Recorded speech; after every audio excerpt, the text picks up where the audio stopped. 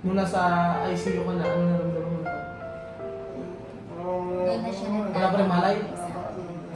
Pag pala gano'n na pagka-restro ka, wala kang parang tayo, wala kang parang... Ala ka na, Yun nga. Yun wala nga kang sabi ano? niya. Wala kang naaalala? Yun na nga yung tanong niya, bakit daw siya nandun? At ano ba, bakit ka nandun? Oo. Wala nang alala. Eh, hindi ko naman masabi. Oo. Balik lang ba? Nung nasa may ICU ka na, nalaman mo bakit andun ka? Oo. Alam ka, alam ka lang. Oo. Parang tulog ka lang. Parang pala pagka-restro ka, parang tulog ka lang. Nandito po tayo ngayon sa Maygapan City, mga amigo. Kung saan ay umuulan-ulan. Ngayon po ay July 19. Opo, at papunta po tayo sa ospital at dadalawin natin si Kuya Pogi. At gusto kong makahingi ng update kung ano na nangyari sa kanya.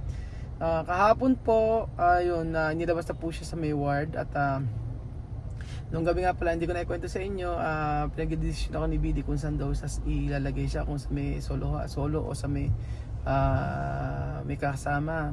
So minabuti namin mas siya ay makapagpahinga, kaya sa private namin, sa solohan namin siya pinapunta na ward. So yun, and then salamat sa Diyos, salamat sa Panginoong Jesus dahil hindi po siya ooperahan. Nanginginig ang katawan ko ng isang gabi na sabing ganun, grabe takot ko, nang sabing ganun, hindi bumababa yung blood pressure. So yun, natakot ako kasi ilang araw na nasa ICU, mga amigo, at hindi talaga bumababa yung blood pressure. Pag bumaba, biglang tataas uli. So natatakot ako kasi baka ma-stroke uli, ganun. So mahal na mahal ko yung kapatid ko. At nakita nyo naman sa aming mga magkakapatid, ang daming tulong na ibigay sa akin ng kapatid ko, especially sa mga bata, especially sa pamilya ni Chamame na isang taong halos nagdadrive sa amin, ay never complain. Kaya nung na-stroke, sabi ko, ako na bahala sa iyo, Kuya Pogi. So yun, hindi natin na iniisip kung ano yung gastos. Ang nais natin ay mapabuting kalagayan niya. Wala, ang iniisip natin yun. So talagang dinala natin siya sa private hospital. Kaya sana ako sa susunod ay talagang mag-ingat na rin siya sa kanyang mga kinakain. I pray na gumaling po siya. So hinantay ko lang po si Kuya Belgian at I think bukas ay mas maging okay na siya. Ngayon di ko alam kung ano na. Kahapon medyo nakapagsasalita na po siya, mga amigo. So wait lang po natin si Kuya Belgian at kailangan ko rin pong dalhin yung may paper kaming inayos si Kuya Belgian kasi meron kaming pinsan sa may na sabing ganun, tutulungan daw kami para at least makabawas-bawas po. Yung sa may PhilHealth po, yun, sa PhilHealth ay namin, ayos na namin. Buti na lang po ay may PhilHealth po si Kuya Pogi kasi malaking bagay po yun. So maraming salamat po muli sa lahat ng nag-share at nagbigay at nagpaabot ng tulong kay Kuya Pogi. Thank you so much po. Ang dami niyo po. Ang dami niyo po ang dami po nagmamahal sa kuya ko at sa amin. So ayun po, mga amigo, babalik ako po kayo mamaya at antay lang po natin si Kuya Belgian. So medyo maulan-ulan po, mga amigo, ang panahon. Ayan na po si Kuya Belgian, mga amigo. Ayan. Meron kaming letter na ginawa, kailangan nun. So balikan ko po yung mamaya, mga amigo, para meron po natin kung ano po yung kung ano yung kalagayan ni Kuya Pogi ngayon. Kumusta yung kanyang kondisyon. Sana okay naman na. So ayun po, mga amigo, tingnan namin sorry, third floor tayo. Kinuha namin yung yung babayaran. Kasi everyday dapat po mag-update. So ganun yung patakaran ng ospital. Kailangan ibigay yung magbigay at least may maibigay ka. Kasi pag wala, ikaw bibili ng gamot mo. Ganun po yung patakaran ng ospital. Si Bailey. Upo. Tulog ba? May tulog ba? Gising pa? Pumupo. Eh si Belgio, no? So, ayun po mga amigo. Hinuha ko yung ano eh, yung sa bill nila. Okay naman pala. Ano pala, Billy? Kung pwede naman pala na, halimbawa, kasi ang kala ko dati 50% yung ibibigay. Pwede na pala magbigay kung magkano lang. Tinatanggap naman pala nila. Oo, kanina Oo. nagtanong na ako. Di ba Yes, oo. nag-iwan sa akin si mama. Eh, ano ba ako? Nag-iwan sa akin si mama. Mm-mm. Eh ngayon, kailangan niya ng gatas. Wala siyang gatas. Di siya bibigay sa... May gatas? Oo, ngayon nagbigay ako ng 3K muna. Oo. Kinuha naman kasi depende ko sa mega na kukunin ko. Mm-mm. Tapos kanina, tinatawag ulit ako sa billing. Mm-mm. Ngayon, yung natitira, hindi ko na. Eh, ano mo na? Sa mga, ano niya, sa mga gamot Nagbigay ka niya. na uli. Ano nga, sa akin yun eh. Nanghingi kasi ako sa billing. Kung Ako magkano kasi, na. mag-ano ko, kukuha ako ng ano, humihingi ako ng update natin Oo nga eh. sa bill. Ito yung kanina ko. Oo, basta tago mo lang lahat ng resibo, no? Oo. Okay, ayun, sige, isa na Kaya lang ba to? Sino? Sudah dapat po din. Ano? Nakaparang salita. Oo, nakapagsalita naman eh. Ngayon na. Okay ka na magsalita? Parang okay, okay na. Pero pwede siya na. Oo. Yun niya, yun nga sabi din ni Doc. Ano? kailangan daw. Pumunta yung doktor ngayon? Niya. Oo, maaga kasi si Doc. Ano ang gagawin ngayon? Wala pa. Unti-unti siyang itatry uminom ng gatas mismo sa bibig niya. Gatas muna. Daanin Oo. Sa, sa hose niya. Mm-mm. Okay na hindi siya nasamit. Tatanggalin ni Doc. Unti-unting aalisin yung mga aparato niya. Oo, tapos? Pag okay na, makakalabas ng linggo. Mm-mm. So, bukas uli malalaman kay Doc yun. Tapos, uubusin na lang to. Ubusin na lang. Kasi una-unang nawala yung kanyang oxygen eh. Oo, oxygen tinanggal muna yun. Okay na siya dyan eh. Mm-mm. Tapos, tinry na nga rin siya kahapon uminom ng tubig. Kasi sabi yung nurse, Oo. unti lang, uhaw na uhaw. Nauhaw. Sabi ko, later na lang uli yung Oo. pag-inom. Baka mabigla naman. Mm. Eh, ano, at ibig sabihin, bukas, ano na? Hindi pa, malalaman pa rin kay... Hindi pa sure na bukas lalabas. Kasi yung, ano pa niya, yung makakakain na siya eh. Pag nakakain, nag-start ng kain na, pwede na. Pero ano ang sinabi ng doktor kanina? Nagpunta ba? Oo, nagpunta naman siya, chinek lang siya kung lagi naman, years old naman, tinatawag sa kanya kung igagalaw mo na yung Oo. paa namin, ay hindi pa nga. So, sa labas na ang therapy. Tapos yun niya, sa pagkain niya. Anong sabi sa pagkain? Oo, para makakain na siya. Kaya start niya muna dun sa gatas, itatry niya. Mm-mm. Kaso alam kaya kami nagpuyat. Bakit? Nagilig-galig kahapon. Bakit? Gabi, hindi daw siya makatulog. Bakit? Eh, hindi niya alam. Hindi, ang malamig. Binubuksan ko pa yung electric fan. Gusto ito pa? O, sa aircon pa, naka-21 yan. Hindi makatulog. Oo. Ano, yung BP okay naman. Okay naman, 120/80, 110/80. Nag-okay na ang BP niya. Hindi na tumaas. Hindi na. Okay na pala. Okay na siya. Ba't di ka makatulog?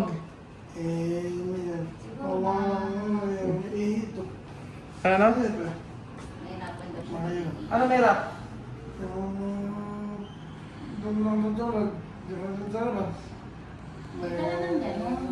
Naiintindihan ko rin siya sabi niya ngayon. Oo. Hindi kagaya nung kahapon. Kahapon hindi ko masyado eh. Ay, hindi na pa. Oo. Yan nga rin ang ano nito. Nahirap ka umihi? Oo nga. Ba't di ka nakatulog? Ba't nga puyat?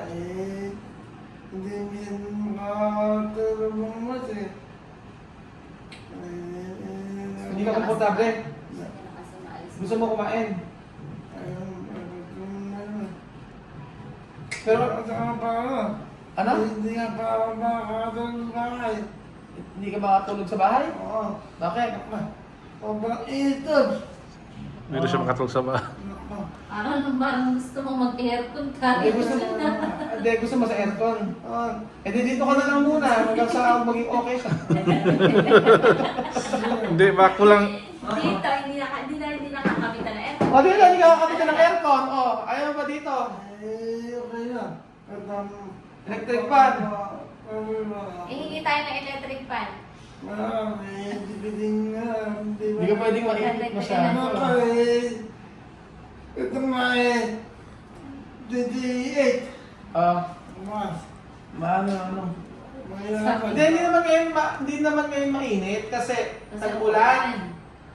Pag tag-araw, tsaka yun ang problema, kaya kailangan pag tag-araw, ikabit yung aircon doon. May aircon doon na isa eh. Pwede naman ikabit doon yung aircon, kaya lang. Ngayong tag-ulan naman ngayon.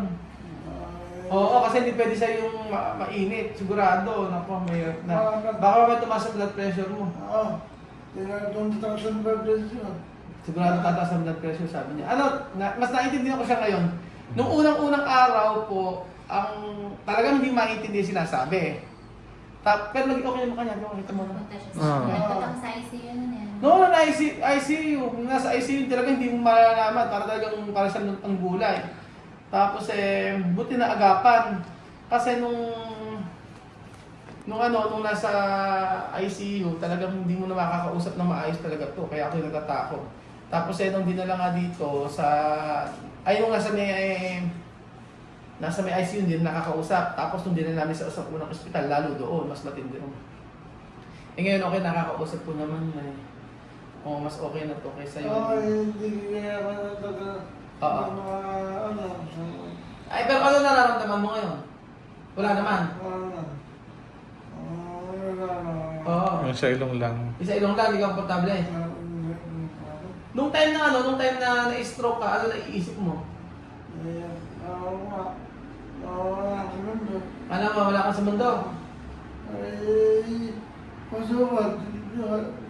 Yung puso mo, parang stop, gano'n? Pero parang may tuna?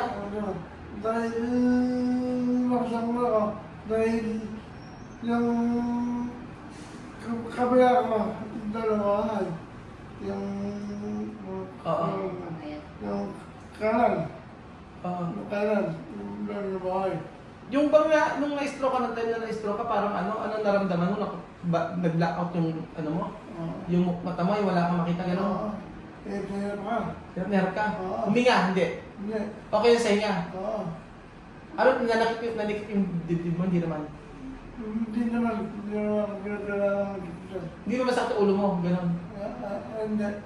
Ba't kaya gano'n ba talaga stroke? Hindi ko alam kung Pero kasi usually sinasabi nga nila, ang atake nga daw madaling araw. Madaling araw kasi. Madaling araw lagi. Kasi mga alauna. Kasi mahina ang immune system. Pagpasok ng alas 2, alas 4, mahina ang katawan natin. Kaya nagganon na, kasi nasa taas na nga ng niya, ng blood pressure niya, tapos sugar, nagsabay-sabay na.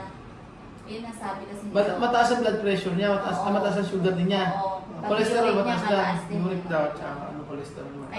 Kaya siya naputukan. Kaya Ah. lang ang inaano nga nila, bakit hindi sumakit ang ulo? Ay sumasakit ang Usually sumasakit ang ulo pag sabi gano'n. ko. Ibig sabihin nung time na parang stroke ka, bigla na lang ang hinakatawan mo, gano'n lang. Oo. Nahihina. Ang pinagpapawisan siya nun. Hindi ka na makatayo, yun lang. Grabe ka ako na nahihina. Ang binatok sa kanan, doon. Sa kanan. Ano na? Sa kanan, binatok ko. Binuhat ka na medyo. Medyo. Hindi na ko graba. Pwede pa ka. Anong oras ka nagising nung bigla ka nagkaganon? Nasa Ibig sabihin nagising ka, bigla na hindi ka okay. Oo, hindi na. Hindi na ako okay. Hindi ka na makalakad. Hindi na. Hindi na siya Hindi mo alam na na-stroke ka? Hindi, kung nasa pala ako. Dahil, diretso na eh. Ano na? Diretso na. Kudurit daw.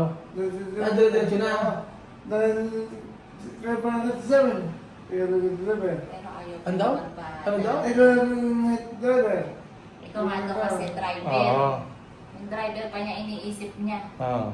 Iniisip niya siya driver? Oo, Gano'n ba? hindi, iniisip niya sino pa magdadrive. Sabi ko siya, tatawag sa'yo nga ako tumawag, di ba? Ayaw kasi niya magpadala sa ospital. Iniisip sino magdadrive. Tinatabagan si Lenden nga.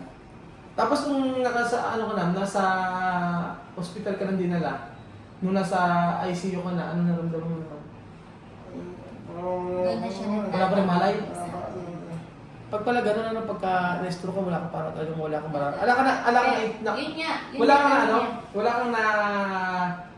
Wala kang naaalala? Yun na nga yung tanong niya, bakit daw siya nandun? At ano mo, bakit ka nandun? Oo. Wala na alala. Eh, hindi ko naman masabi. Oo. Balik lang ba? Nung nasa may ICU ka na, nalaman mo bakit andun ka? Oo. Alam ka, alam ka lang. Oo. Parang tulog ka lang. Oo. Parang pala pagka na-stroke ka, parang tulog ka lang. Kaya nga ngayon. Kaya Oo. magbukas na lang magpapagod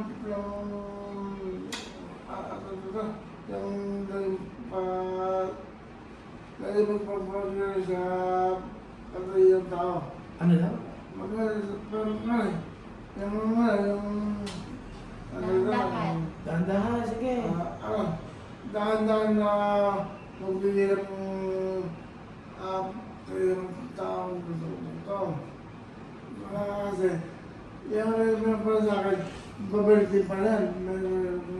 May babalik. Babalik din yung sa'yo pagka okay ka na. Kaya ngayon, nagsasart na hindi ka may hinihingal. Hindi naman. Baka mabuti nga ano ganyan lang. Kasi ang isipan kasi nung unang ano, na yung pabalik-balik tataas yung BP niya, hindi bumababa. Kaya nasa ICU, ang tagal niya sa ICU. Buti nga ngayon. Kaya nga pag uwi mo, kailangan ang kakainin mo gulay isda lang. Hindi ka kakain. Manok, pwede. Tanggalan taba, hindi ka po pwede kumain ng baboy. Oo, hindi ka nakakain ng baboy ngayon. Bawal na.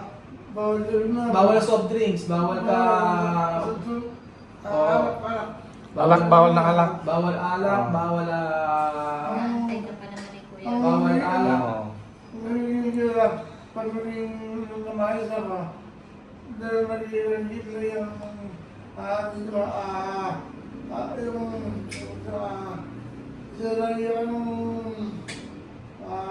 ka na mag-isip, hayaan mo na. Pag naging okay, huwag maging okay, hayaan mo na. Huwag ka na magsalita, okay na yun. Okay na, basta gumaling ka.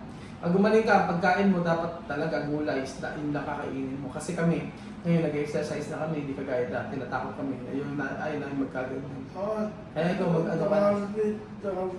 Ayaw namin, hindi pwede kami magkaganyan kasi maraming maasa sa atin. Amigo, alam niyo po, maraming salamat po kasi gumaling na po si Kuya Pogi at okay na kaysa po nung nakaraan. Natin na lang po natin kung hintayin lang po natin yung sasabihin ng doktor kasi ngayon sasanangin niya sa pagkain kung paano siya makakain ng maayos. And then, yun po, hopefully po makalabas po. Bukas daw po titignan kung kailan pwedeng lumabas. Kaya po, maraming salamat po sa lahat ng nag-share ng blessing. At hopefully po makalabas. Especially po yung mga kaibigan po natin na nasa abroad, thank you so much. Sa lahat po ng nag-share para po sa sa ibang bill po. Ayun po, thank you. Kaya po, maraming nag-share sa iyo, nagbigay sa iyo. Ano ang gusto mong sabihin sa mga nagbigay ng tulong sa iyo?